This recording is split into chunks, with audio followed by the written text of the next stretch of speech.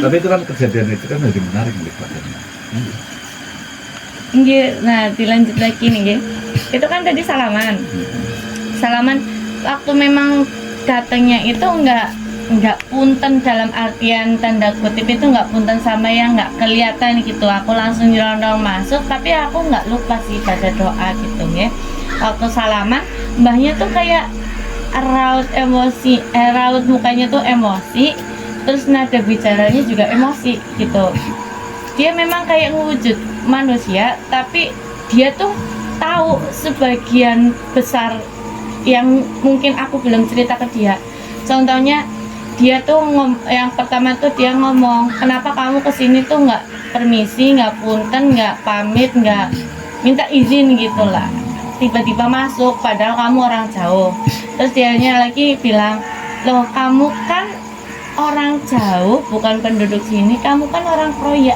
Tiba-tiba dia bilang gitu.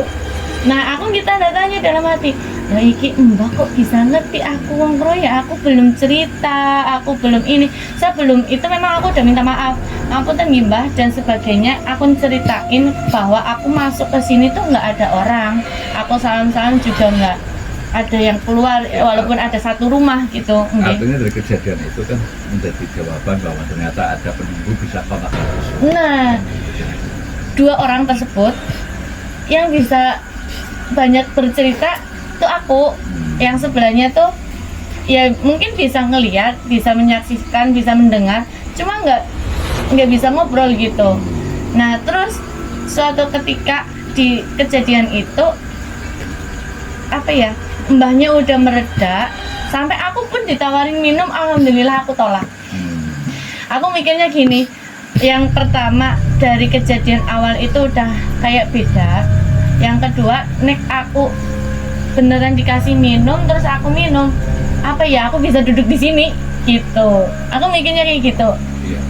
Terus yang ketiga, ketika aku mau pamitan pulang, udah ditawarin minum nggak mau.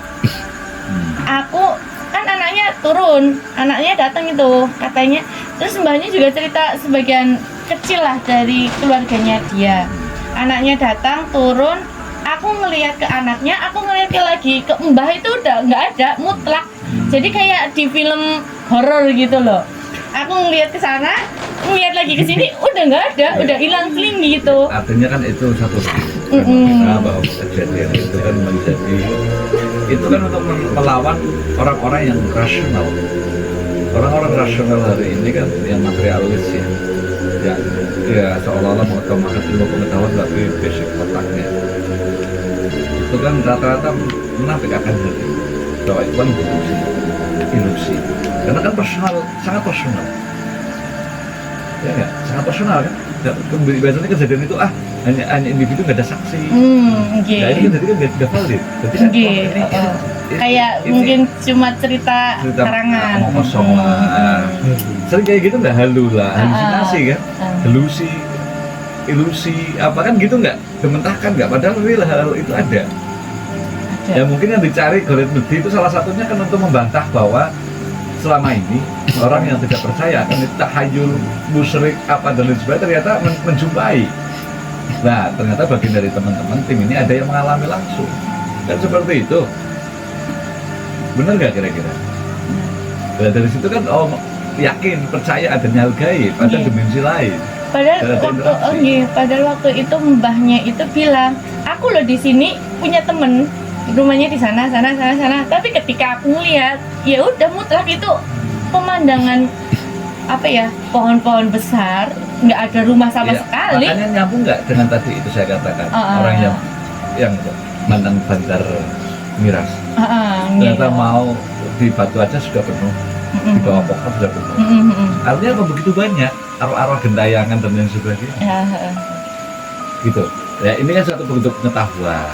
Jadi teman-teman yang cari tentang GM ini, proses pencarian panjang selama 3 tahun, mungkin malam ini menjadi ada benang merah kan? Oh ini pengetahuan kok. Tidak jauh-jauh di antara teman-teman. Ada kok real, misalnya masing-masing juga mengalami mengalami kejadian A, B, C, D, cari ini loh alumni. Salah satu pengurai Itu kan telusuri, oh itu sejarah, kenapa ada begitu? Mungkin lama.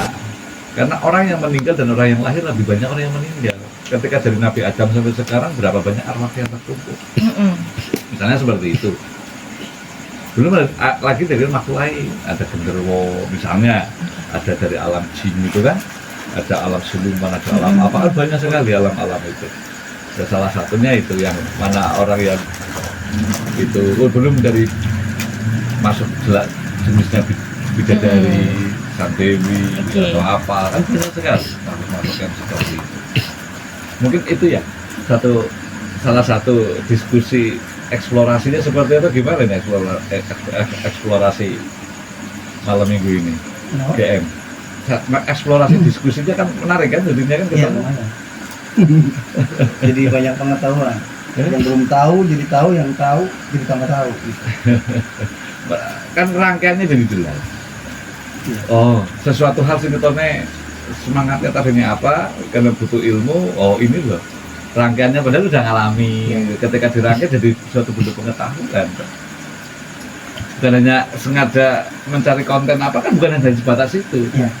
Di balik itu ada satu hal, fenomena apa yang kemudian menambah satu wawasan, satu pengetahuan yang lebih menarik kan gitu.